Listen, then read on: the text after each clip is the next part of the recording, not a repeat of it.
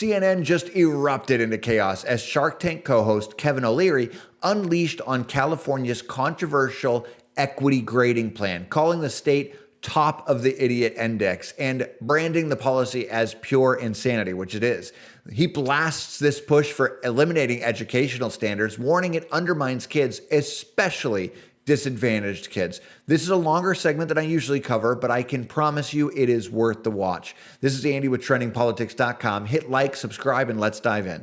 I think this rubs a lot of people the wrong way, but in the context of politics, the reason Ro Khanna is speaking up about this is because I think he sees this as one of the things that regular Americans look at and say, why are we doing this? Mm-hmm. Right.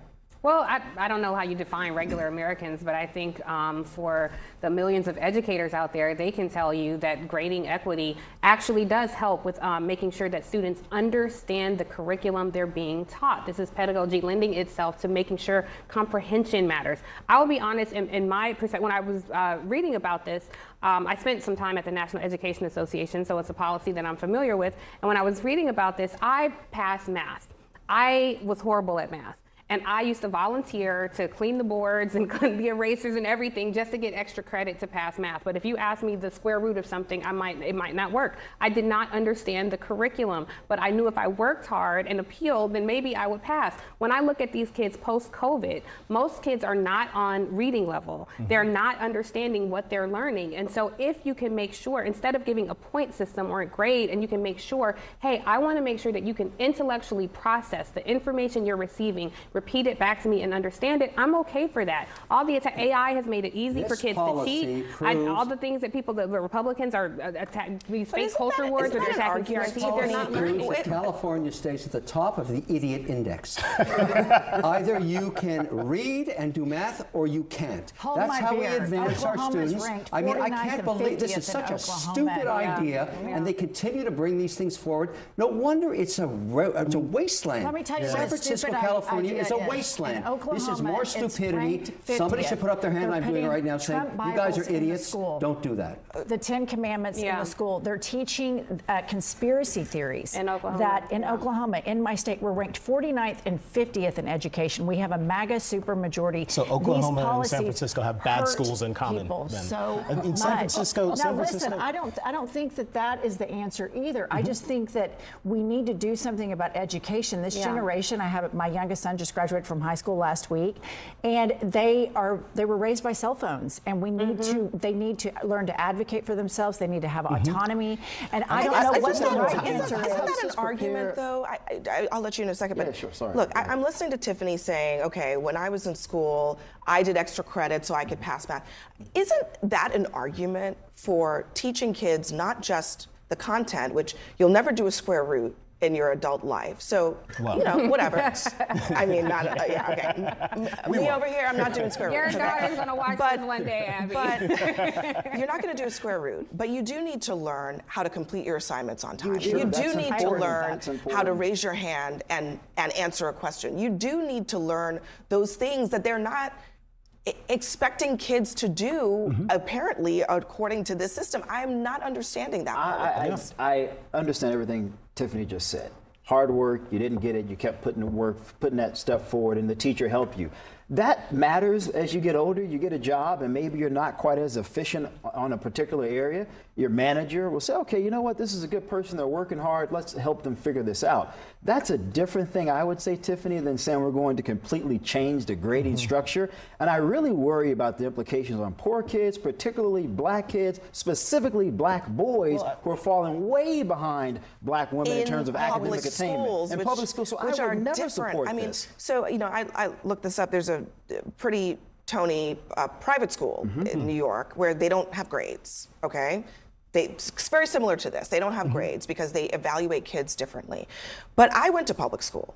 I know the difference between a public school and a private school. And the difference is mainly who is going to make sure that when you get a 0 or on that first test, that you are actually on the second try learning the material. And I am not sure that's... Does the grade system now do that, though? I don't know that the grading system does. And I want to acknowledge a lot of the points you made. I went and looked at the program as well, and there are dimensions of it that I think could actually be credible. I think the challenge, particularly in San Francisco, is this is the same school system that was eradicating higher level mathematics because they just imagine that, well, we need more equity in the schools, and a lot of our kids will never go on to do Algebra 2 or calculus, so we'll just stop teaching it. The soft bigotry of low expectations, I think that was a George W. Bush phrase, it's never been soft. I agree It's with never that, been but then soft, when you think and- about and things it's like harmful, AI deeply coming harmful. into our education, or A1 as our idiotic education secretary would call it, it makes it easier for kids to cheat. You know, your colleague Jake Tapper did a story on that earlier today. And so I do wonder then, how are we ensuring that kids are learning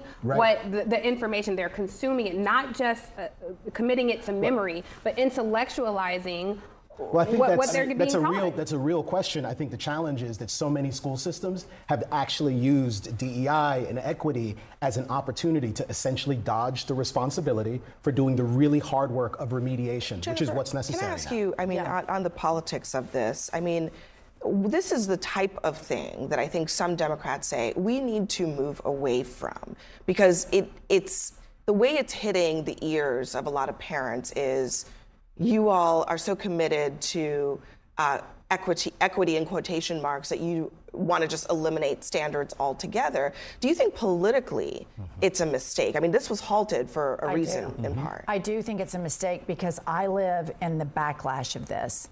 And the backlash of this, when you have a MAGA supermajority, we had a Democratic governor in 2011. We were ranked 19th in the country in education. Since then, we've had MAGA supermajorities. We're ranked 49th or 50th, depending on where you look at it.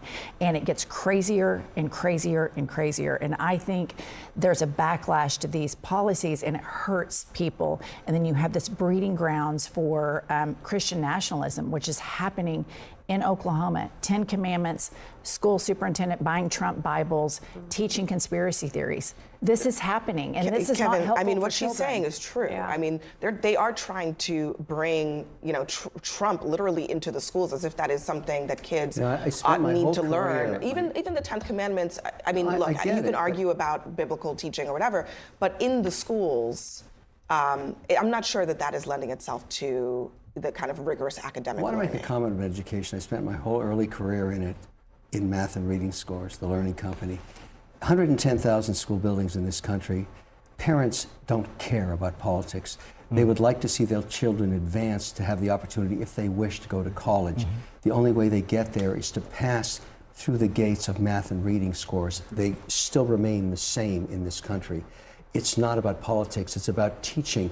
We have very low productivity in this country on the amount of money we spend in teaching mandates. Every time I bring this up, it's a poo-poo storm that I get into. But because we have teachers' unions, we don't filter out the weak ones, the horrible teachers, the ones that don't care about advancing children.